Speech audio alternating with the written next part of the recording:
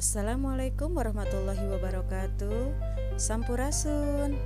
Wilujeng patepang sarang Ibu Ida dina pangajaran bahasa Sunda kelas 3. Materi nu bade dibahas nyaeta ngeunaan sisindiran nu aya di pangajaran 3. Kompetensi dasar nu bade dicapai dina pangajaran ieu nyaeta memahami teks sederhana tentang cuaca dan musim melalui teks lagu, gambar, tayangan video.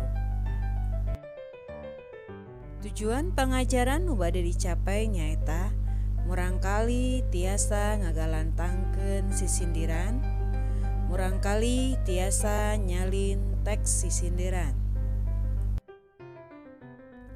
Sisindiran asalna tina kecap sindir anu ngandung harti omongan atawa caritaan anu dibalibirkeun henteu tokmo.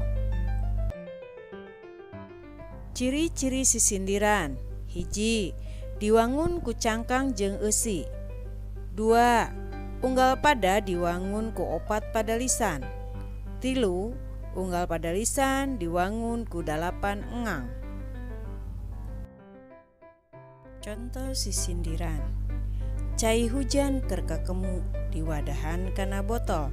Urang wajib nyiar elmu ka sakola kudu getol.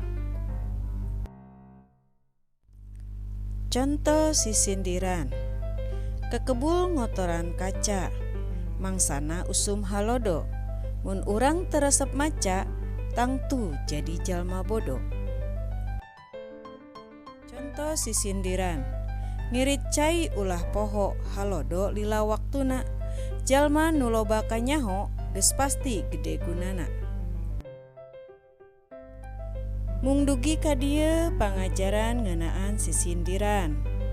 Mugi mangpaat. Hatur nuhun.